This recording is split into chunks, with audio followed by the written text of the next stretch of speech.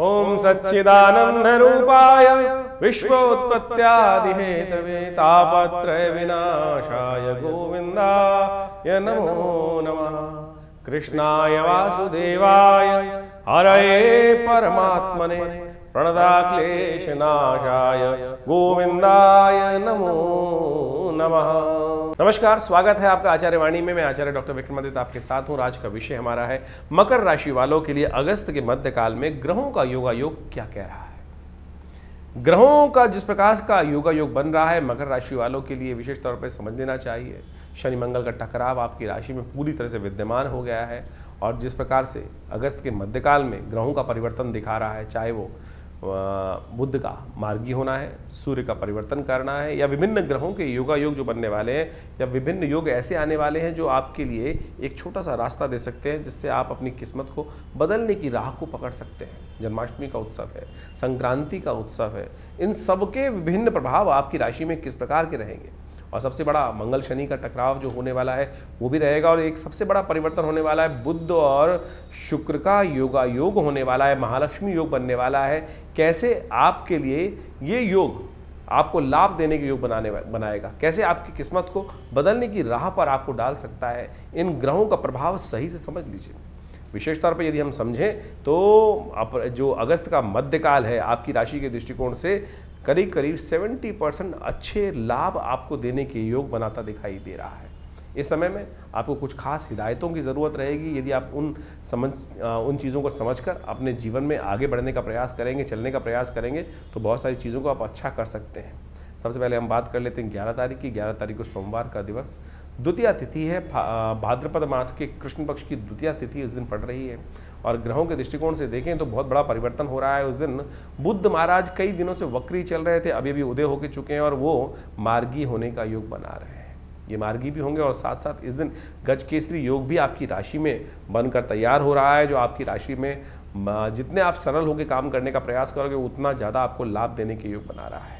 इस वक्त थोड़ा एक बात ध्यान देने की ज़रूरत है, चीज़ों को थोड़ा एक्टिवली काम करने की ज़रूरत है। चीज़ों में विचार ज़्यादा हो रहा है और कहीं ना कहीं मन को तोड़ने के, हतोत्साहित होने के कार्य चल रहे हैं। संसार या समाज या समय ऐसा कहें कि आपके लिए इन दिनों थोड़ा सा स्थिति ऐसी बना रहा है कि आपकी जो रिजल्ट्स को कम करने का प्रयास कर रहा है, भाग्य से रास्ते कम मिलने के योग बनते दिखाई दे रहे हैं। उसके लिए आपको खास तौर पर ध्यान देने की ज़रूरत है।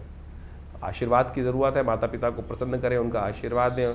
यदि आपके माता पिता हैं तो उनका आशीर्वाद दें, नहीं तो उनके लिए तर्पण कर कार्य करने का प्रयास करें। जीवन में रास्ता बन सकता है। इस वक्त जो ग्रहों का योगायोग है, चंद्र राहु की युति आपकी राशि में चल रही है, तो कोशिश ये करें आपकी राशि के दृष्टिकोण से यदि आप गौ सेवा कर सकें तो बहुत अच्छा रहेगा। 12 तारीख की यदि हम बात करें, मंगलवार का दिन है। इस दिन तृतीया तिथि का विद्यमान योग बन रहा है। ग्रहों का परिवर्तन का योग बना ही जो बुध है वो मार्गी होकर आपकी राशि में आगे बढ़ने का रास्ता बनाए और बुध इन दिनों आपकी राशि में मार्गी जब होकर बैठ गए हैं तो चीज़ों को सही करने में आपका रास्ता बन सकता है।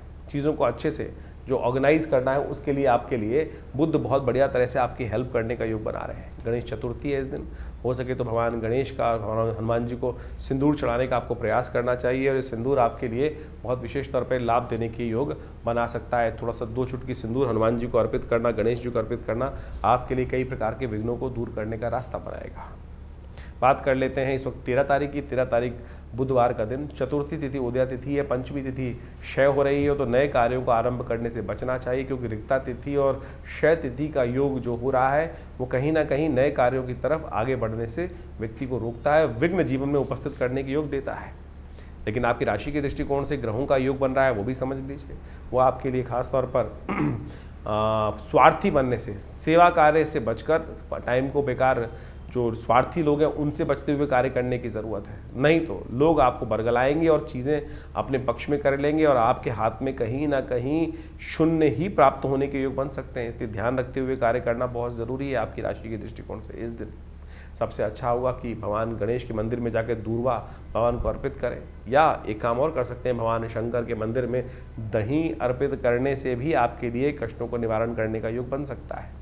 बुद्ध का मंत्र, गणेश जी का मंत्र जप करना भी आपके लिए शुभ रहेगा। 14 तारीख बृहस्पतिवार का अवसर, षष्ठी तिथि इस दिन विद्यमान है और ग्रह नक्षत्रों के दृष्टिकोण से यदि हम समझें तो ग्रहों का परिवर्तन का योग बन रहा है और ये परिवर्तन आपके लिए अंदर एक विशेष लाभ देने की योग बनाता दिखाई देगा। इस दिन ग्रहों का यदि योगा योग आप समझने का प्रयास करें तो चीज़ें आपके लिए अनुकूल रहेंगी, लेकिन ध्यान रखना इन दिनों थोड़ा स्वास्थ्य के मामले में थोड़ा समस्याएं उत्पन्न करने के योग बृहस्पति लगातार बनाता दिखाई दे रहा है।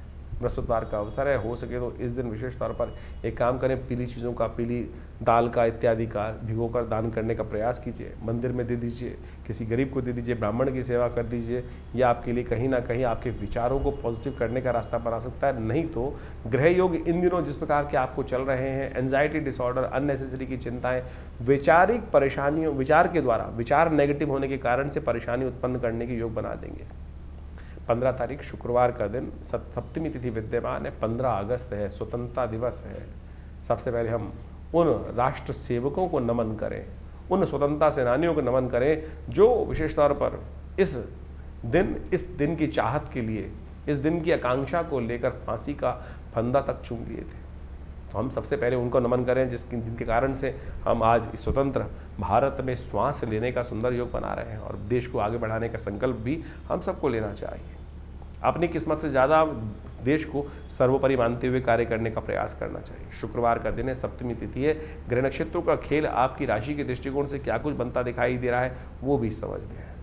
आपकी राशि के दृष्टिकोण से ग्रह दिखा रहे हैं कहीं ना कहीं कई मामलों में सुख प्राप्त करने के योग बनते दिखाई देंगे। समय आपकी राशि के दृष्टिकोण से कुछ अच्छा दिखाई दे रहा है, लेकिन ध्यान रखना बेकार के तफरीबाजी से बचने का प्रयास करना चाहिए। राहु इन दिनों अननेसेसरी के लिए कहीं ना कहीं कई मामलों में कुछ विघ्न उपस्थित करते दिखाई देंगे। अननेसेसरी के छोटे छोटे मामलों में कुछ विवाद उत्पन्न होने के योग बन सकते हैं। जो भी कार्य करें जल्दबाजी में ना करें, विचार को करने के बाद विचार को तवज्जो देने का प्रयास करें, क्योंकि सूर्य इन दिनों अननेसेसरी थोड़े एग्रेसिव हो रहे हैं आपकी राशि के दृष्टिकोण से, और छोटी छोटी बातों में रुष्ट ज़्यादा हो सकते हैं। उनको शांत करने का आपको प्रयास करना चाहिए। पीली चीज़ों का दान करना, गौ सेवा करना आपके लिए अच्छा रहेगा। 16 अगस्त का दिन बहुत विशेष है, शनिवार का दिवस है, जन्माष्टमी का सुंदर योग इस दिन बन रहा है। ग्रह नक्षत्रों के दृष्टिकोण से आपकी राशि में विशेष योग बनता दिखाई देगा, जो आपके विचारों से लाभ देने के योग बना सकता है। और आपकी राशि के दृष्टिकोण से ऐसा बन रहा है कि जिस क्षेत्र में भी आगे चलने का प्रयास करोगे उसमें कहीं ना कहीं आपके रिजल्ट्स पॉजिटिव आने के योग बनते दिखाई। आने वाले 2-3 दिन आपको यूटिलाइज करने का प्रयास करना चाहिए, चीज़ें आपके पॉजिटिव जाने के योग बनाती दिखाई दे रही हैं। जन्माष्टमी का पर्व है, और जन्माष्टमी बहुत सुंदर पर्व माना जाता है, लेकिन कुछ भ्रांतियाँ भी हैं। तो जन्माष्टमी विशेष तौर पर समस्त लोगों के लिए इस दिन पड़ती दिखाई दे रही है। 16 अगस्त को इस बार जन्माष्टमी का सुंदर योग बन रहा है, और जन्माष्टमी का योग ग्रहों के दृष्टिकोण से इस बार सबके लिए, स्मार्ट वैष्णव सब लोग शनिवार को कोई मतभेद नहीं रहेगा। आमतौर पे बहुत सारे मतानुसार कई बार मतभेद उत्पन्न हो जाते हैं कि हम हमारे आचार्यों के अनुसार से इस योग में माना जाए, इस योग में माना जाए, लेकिन इस बार यदि पंचांग को देखा जाए तो बहुत सारे द्वंद्वों को करने की ज़रूरत ही नहीं है। अष्टमी उदया तिथि के रूप में विराजमान है 16 तारीख को, और उसके साथ साथ सुबह रात्रि के समय जिस वक्त भगवान का जन्म माना जाता है उस समय वृषभ लग्न भी उपस्थित हो ही जाएगी, और साथ साथ चंद्रमा भी विशेष तौर पर यदि देखा जाए तो वृषभ राशि में ही उस दिन उच्च के विराजमान होकर रहेंगे।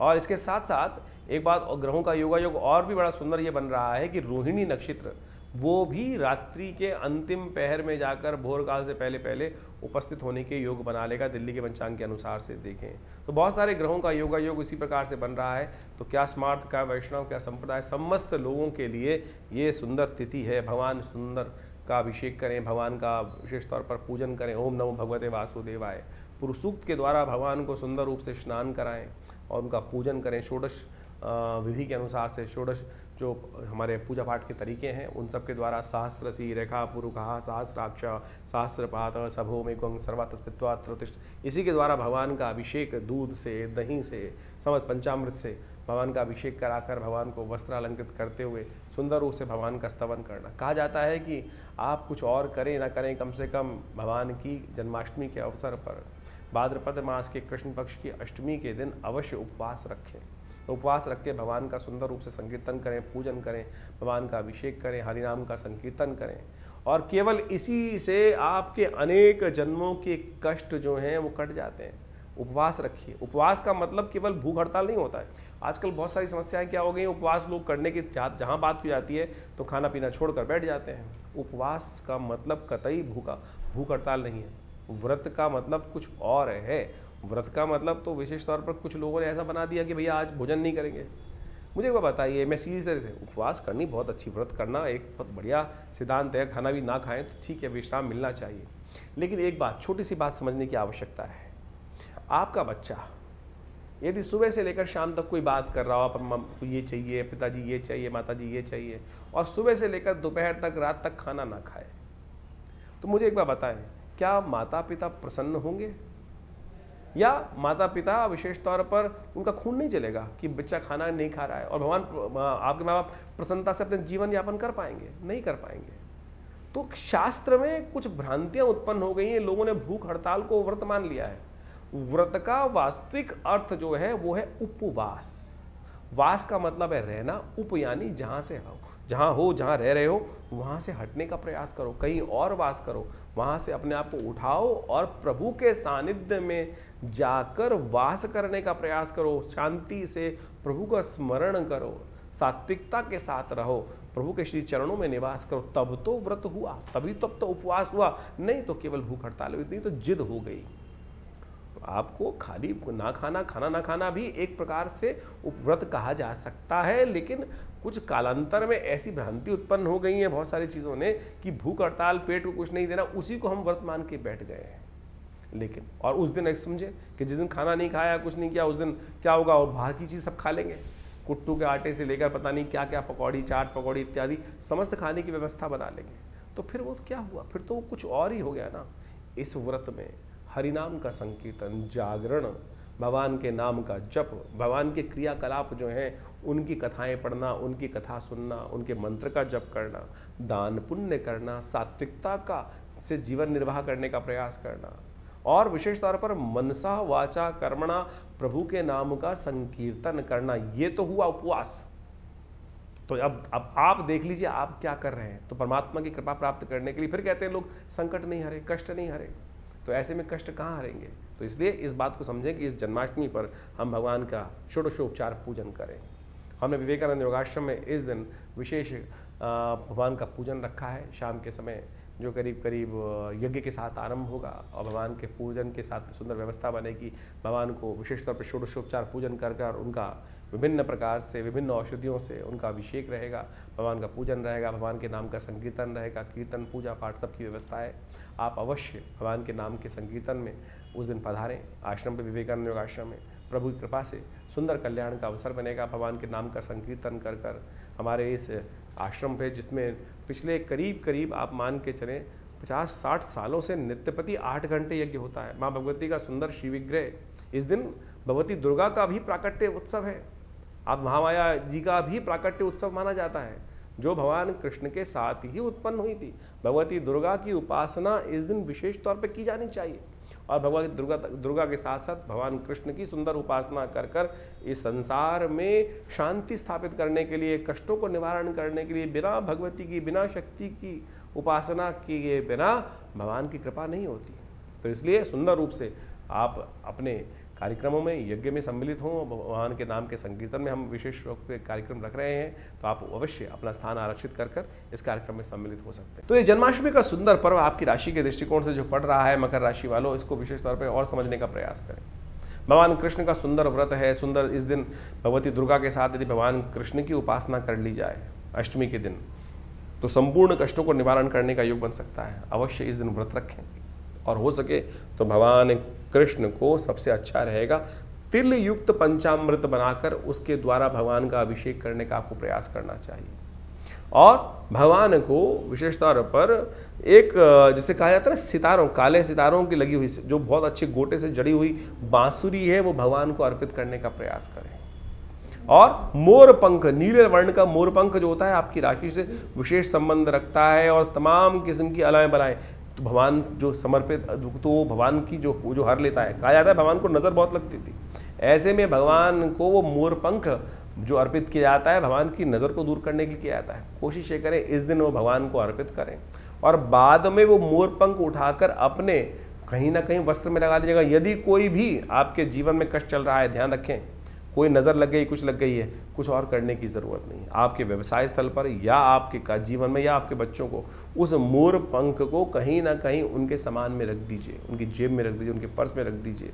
आपने व्यवसाय स्थल पर उस दिन चढ़ाया हुआ मोर पंख, भगवान का जो चढ़ाया हुआ मोर पंख है, प्रसाद स्वरूप लेकर अगले दिन अपने पास रख लीजिएगा। कहा जाता है बहुत सारे कष्टों को निवारण करने का योग बहुत सुंदर रूप से बनेगा। इस दिन भगवान को विशेष तौर पर आपकी राशि के दृष्टिकोण से हमें लगता है माखन मिश्री सफ़ेद तिल युक्त बनाकर भगवान को अर्पित करने से और प्रसाद ग्रहण करने से संपूर्ण रूप से कष्टों को निवारण करने का योग बहुत सुंदर बनेगा आपकी राशि के दृष्टिकोण से। 17 तारीख रविवार का अवसर, 9वीं तिथि विद्यमान है और इस दिन ग्रह नक्षत्रों के हिसाब से समझें संक्रांति का योग बन रहा है। सूर्य परिवर्तन की तरफ जा रहे हैं और इस सूर्य का परिवर्तन आपकी राशि के दृष्टिकोण से बहुत विशेष रहने वाला है। कई प्रकार के नए संबंधों को स्थापित करने के लिए सूर्य आपकी राशि में जो परिवर्तन की तरफ जा रहे हैं बहुत अच्छे प्रकार के योग बनाने की स्थिति उत्पन्न करेंगे, क्योंकि नए संबंध, नए बंधन, नए कॉन्ट्रैक्ट्स को फाइनल करने के योग आपकी राशि में सूर्य महाराज की कृपा से आने वाले कुछ दिनों में बनने के योग बनेंगे। यदि इस दिन के ग्रहों का योगायोग देखा जाए तो आपके लिए जिस क्षेत्र में भी आगे बढ़ने का योग बनाओगे, प्रयास करोगे, उनमें आपके लिए विजय के रास्ते बनते दिखाई देंगे। और जो कई बार क्या होता है, हम काम करते हैं, लोग बेकार में पंगे लेते रहते हैं हमसे, और जो आपसे इस दिन पंगे लेने का प्रयास करेगा अपना ही नुकसान कराने का योग बनाएगा। ऐसा योग आपकी राशि में बनता दिखाई दे रहा है। सूर्य की संक्रांति जो है रात्रि में 12 बजे के बाद होगी, करीब करीब 1 बजे के आसपास, 1:45 बजे के आसपास योग बन रहा है। तो ऐसे में संक्रांति का पुण्य अगले दिन माना जाएगा। अगले दिन हो सके तो आपके लिए सबसे श्रेष्ठ रहेगा सुबह उठते ही भगवान सूर्य को जल अर्पित करने का प्रयास करें, अर्घ्य दें विशेष तौर पर, क्योंकि संक्रांति इस दिन रविवार को ही पड़ रही है तो हृदय नाम का योग बन रहा है। तो ऐसे में अवश्य भगवान सूर्य को सुबह सुबह थोड़े तांबे के लोटे में थोड़ा सिंदूर लेकर या रोली लेकर या साथ में पीला पुष्प लेकर भगवान भास्कराय नमः इस मंत्र का जप करते हुए या अहे सूर्य सहस्त्रांशो तेजो राशि जगत पते अनुकंपाय मां भक्ताग्रहणार्घम दिवाकरम, इस प्रकार से मंत्र जप करते हुए भगवान को अर्घ्य दीजिए। भगवान की कृपा से कष्ट दूर होने के योग बनेंगे। आपकी राशि के दृष्टिकोण से इस दिन भगवान सूर्य के निमित्त आपको घी का दान करना चाहिए, वो आपके लिए श्रेष्ठ रहेगा। 18 तारीख का दिन सोमवार का दिवस है, 10वीं तिथि विद्यमान है, ग्रहों का परिवर्तन का योग बनता दिखाई दे रहा है और ये परिवर्तन आपकी राशि के दृष्टिकोण से दिन तो अच्छा दिखाई देता है, लेकिन शाम आते आते थोड़े से कुछ न कुछ नए विवाद भी आपके जीवन में थोड़े परेशान करने के योग बना सकते हैं। सुबह का टाइम पूरी तरह से यूटिलाइज करने का प्रयास करें। शाम को आपकी राशि के दृष्टिकोण से एक बात समझें, हमें जो योग बनता दिखाई दे रहा है, भद्रा का योग बन रहा है दिल्ली के पंचांग के अनुसार, जो 6:30 बजे से आरंभ होगा और करीब करीब शाम को 5:30 बजे तक विद्यमान रहेगा। तो नए कार्यों को आरंभ करने से बचना चाहिए। इस दिन आपकी राशि के दृष्टिकोण से आपको दूध का दान करना चाहिए, दूध भगवान को अर्पित करने का प्रयास करना चाहिए, वो आपके लिए बड़ा अच्छा योग बनाएगा। 19 तारीख मंगलवार का दिवस अजय एकादशी का योग बन रहा है और ग्रह नक्षत्रों के दृष्टिकोण से दिन थोड़ा स्वास्थ्य के मामले में भारी है। इनकम के हिसाब से दिन अच्छा दिखाई दे रहा है, खर्चे में थोड़ी सी वृद्धि अवश्य हो सकती है, लेकिन पॉजिटिव रिजल्ट्स लाने के योग बन सकते हैं, सफलता की तरफ जाता दिन दिखाई देगा। लेकिन स्वास्थ्य के मामले में थोड़ा ध्यान रखना पड़ेगा। मनोविचार मस्तिष्क जो है वो कहीं ना कहीं कुछ विचारों से आपको परेशान करने के योग बना सकते हैं। संपूर्ण रूप से काम करने का प्रयास करें। इस दिन अजय एकादशी है, भगवान शालिग्राम जी का पूजन करें, उनको स्नान कराएं, पंचामृत उन्हें अर्पित करें, उनका चरणामृत ग्रहण करें। कहा जाता है ना, अकाल मृत्युहरणम सर्वव्याधि विनाशनम विष्णु पादोत्कंपित्वा पुनर्जन्म न विद्यते। इसलिए अजय एकादशी का सुंदर उपयोग करते हुए भगवान का स्तवन करें, कल्याण होगा। 20 तारीख का दिन बुधवार का दिन है, द्वादशी तिथि विद्यमान है और ग्रह नक्षत्रों के दृष्टिकोण से दिन थोड़ा भारी है, लेकिन शाम आते आते कुछ ना कुछ पॉजिटिव नया उम्मीद जागने के योग भी बनते दिखाई देंगे, कुछ पॉजिटिव रिजल्ट्स आने के योग बनेंगे। इस दिन ग्रहों का उपचार करने के लिए आपको गौवत्स का पूजन करना चाहिए, गाय के बछड़े को कुछ अपने श्रद्धा के अनुसार से, सामर्थ्य के अनुसार से कुछ ना कुछ खिलाने का प्रयास करना चाहिए। बुद्ध प्रदोष भी है इस दिन।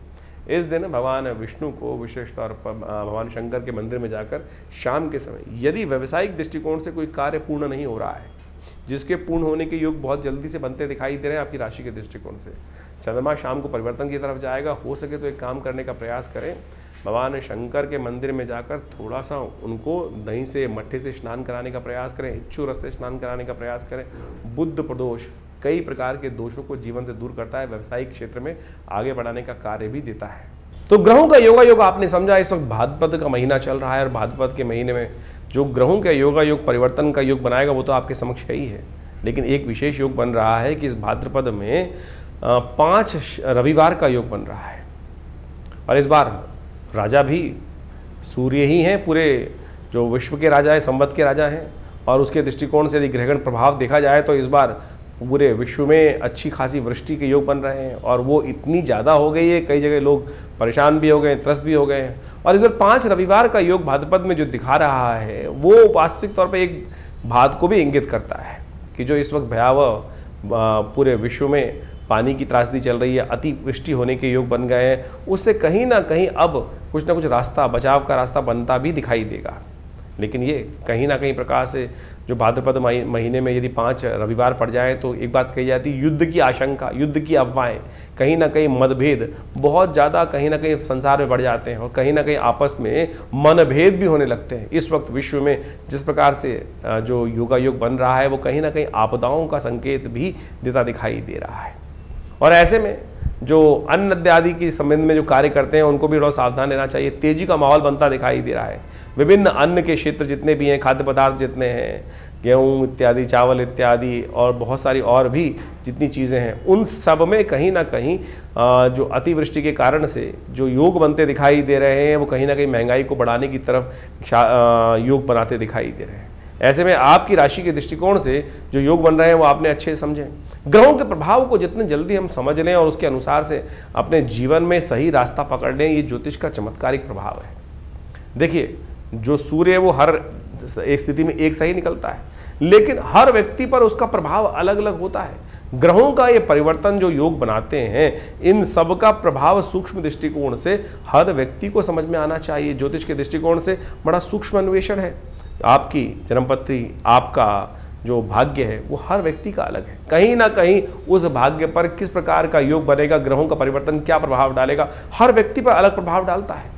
एक ही क्षेत्र में रहने वाले, एक ही घर में रहने वाले, यदि हम देखें कि क्या परिवर्तन एक जैसा ही होगा सबके लिए? नहीं, बिल्कुल नहीं होगा। किसी के लिए अच्छा, किसी के खराब। एक ही घर में रहने वाले जो 8, 5, 6 जातक हैं, उन सब पर भी ग्रहों का प्रभाव अलग अलग होता है। तो ऐसे में उस परिवर्तन का प्रभाव आपके ऊपर क्या हो रहा है, राशि के दृष्टिकोण से तो आप समझ ही रहे हैं, लेकिन आपकी जन्मपत्री, आपका जन्म समय, आपका भाग्य बिल्कुल बहुत सारी चीज़ों को बताने में रास्ता बता सकता है। तो ज्योतिष विज्ञान बड़ी सूक्ष्म दृष्टिकोण से देखने की चीज़ें हैं और हम बहुत सारी चीज़ों को समझने का प्रयास करते हैं। बड़ा शोध संस्थान चलाते हैं पिछले करीब 50 सालों में।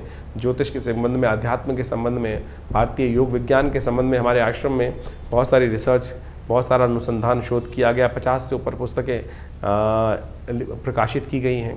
सदगुरु आचार्य श्री केशव देव जी के महाराज के सानिध्य में रहकर हमने बहुत सारे विभिन्न भारत की पराविद्याओं के ऊपर कार्य किया, चाहे वो मंत्र विज्ञान है, चाहे वो यज्ञ विज्ञान है, चाहे वो कर्मकांड है, योग की सहस्त्रों शाखाएं हैं और उन सब के ऊपर मुद्रा विज्ञान इत्यादि बहुत सारे अलग अलग विषयों के ऊपर बहुत सारा शोध अनुसंधान करके चीज़ों को समझने का हमने प्रयास किया। और आप समझें, ज्योतिष एक ऐसा विषय है कि जिसके द्वारा आप बहुत सारे कार्यों का निदान भी कर सकते हैं, डायग्नोज कर सकते हैं। बीमारियों के संबंध में भी आयुर्वेद के साथ साथ ज्योतिष को साथ साथ चलाया गया था।